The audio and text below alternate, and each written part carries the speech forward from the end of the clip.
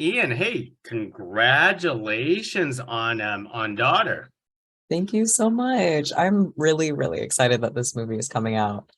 We shot it back in 2019, so it was definitely on the back burner for a bit. It's kind of like finding something in your pocket that you forgot was there, and you're like, oh, what a pleasant surprise. So I know. I was like watching the film and was going, gosh, Ian was fairly young in this film.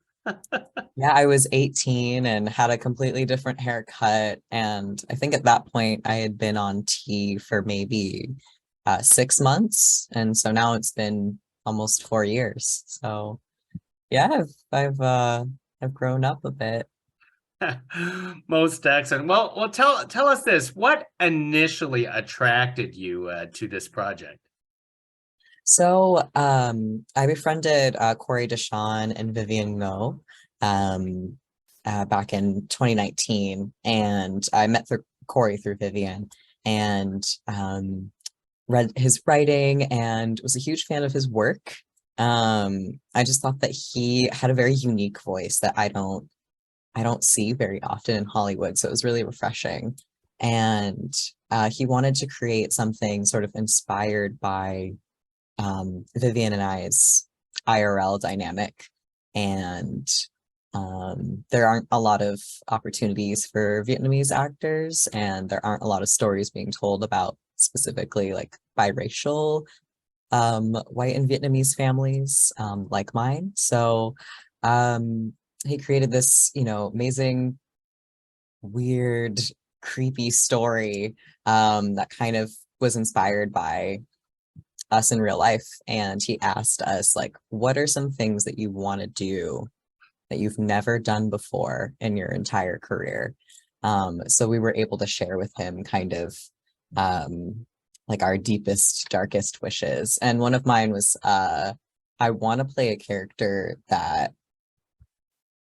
like may be evil, maybe just a little bit, because throughout my career, I've had some really, really amazing opportunities. I played some really good, really wholesome characters. Hmm. So I was like, I kind of want to try to play a character that's maybe just something's like a little unhinged, like they're teetering on the edge. So how did you want to approach playing brother? Because it was I agree. It was sort of like there's like this innocence to him, but yet there's something else at the same time. Hmm.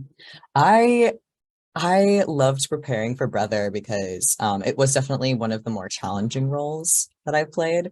There's so much going on internally. Like you said, he's very innocent, he's very sheltered.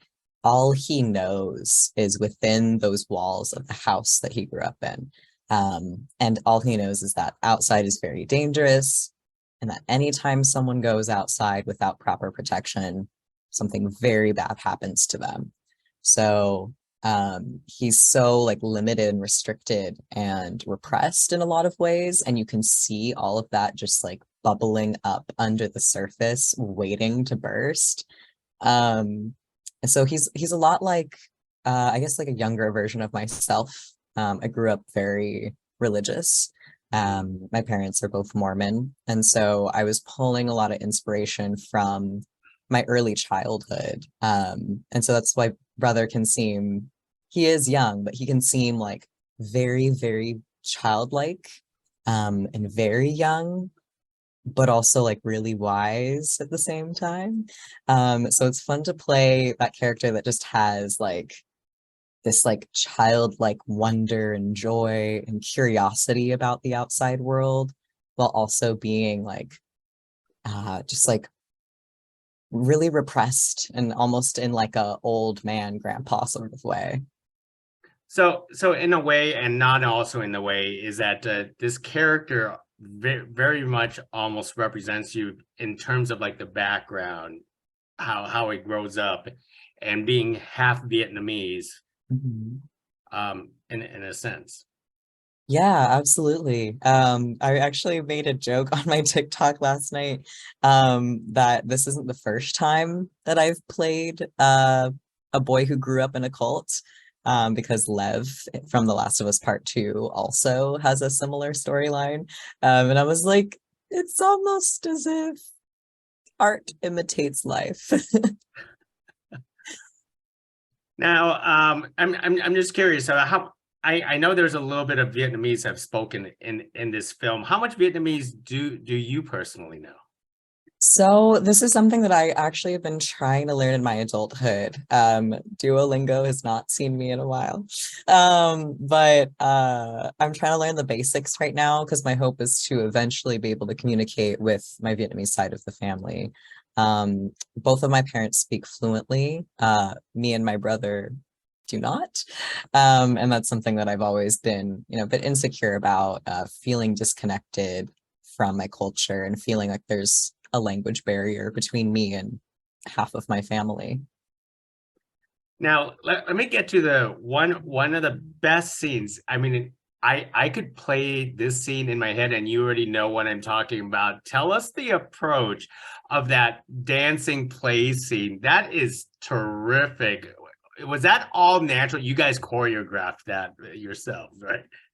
Yeah, we did that together. That was sort of a joint effort between me, Vivian, and Corey. That was like definitely one of the most fun things I've ever filmed. There are actually some parts that unfortunately had to get cut, but there was even more to that scene. And there was like a lot of like costume changes and like fun makeup and stuff that we did. Yeah, it was like so silly and absurd, but also like really endearing, because they're like standing up for themselves in this really brave way. Um, and daughter, aka Kat, like knows that it's not gonna go well. Like she knows that this is an act of rebellion. And I love that like theme of art being a form of resistance and being a form of rebellion against like oppression. Because that's exactly what it is. And that's exactly what we're always trying to do with our art. Absolutely.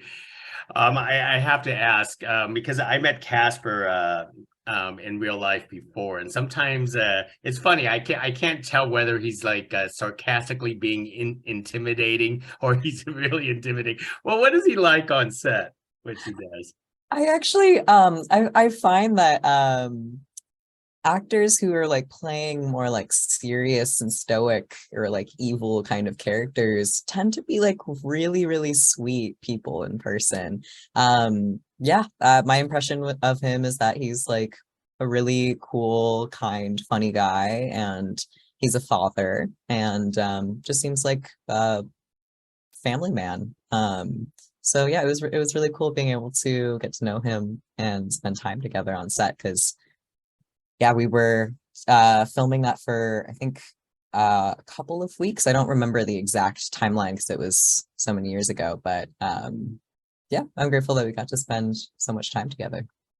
That is most excellent. And just an off-topic thing, kind of brought it up was the Last of Us, and we all know that you were in there. What I want to ask you is, what is your personal take that you hope that they would do with Lev in the Mm. HBO series, since you voiced it in the video game? Yes, yeah, I mentioned that I would love to reprise my role of Lev, and I have a lot of ideas bouncing around in my brain. It's so loud up in my brain. It's just like constantly getting new ideas. I would love to see Lev's transition in the show because I think it would add a level of nuance to his character and also to his and Abby's relationship if he was rationing his testosterone, if he had to, fight extra hard, negotiate, maybe even work really hard to find T. And it would make sense considering that he already knows like how to get to hospitals in the area because he helps Yara when her arm is messed up and she needs to get it amputated. It would make sense, in my opinion, for him to know the layout of all the pharmacies and the hospitals because he's been ransacking those places for testosterone. And it could lead to a lot of cool moments for his character of vulnerability with Abby, maybe opening up to her and sharing like why he's looking for this medication. Because Abby doesn't really question or press, and I appreciate that. She lets him sort of come to her. Like after one of the Seraphites dead names him and, you know, calls him by his former name, she's just like, do you want to talk about it? And he's like, no. And she's like, okay. And then just like leaves it alone and doesn't really press him for questions. Um, but I think it would be beautiful to see their relationship evolve even more if he, you know, opens up to her about his transition. And he says, like, hey, I have 1 milliliter left in this vial. I don't know when the next time I'm gonna get another vial is, so I have to squeeze this out for as long as I possibly can.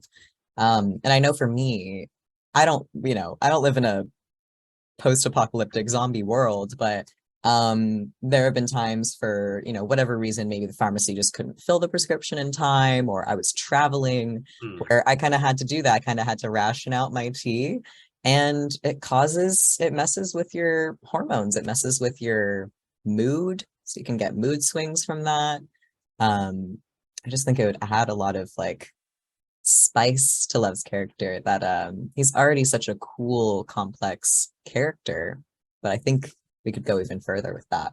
Well, we can't wait to see that character be introduced. So, Ian, thank you very much for speaking to us about Daughter. I have that exact gaming chair in my office, by the way, and it's also the red color. So Thank you. I thank you very much, Ian. Next time, appreciate it. Thank you.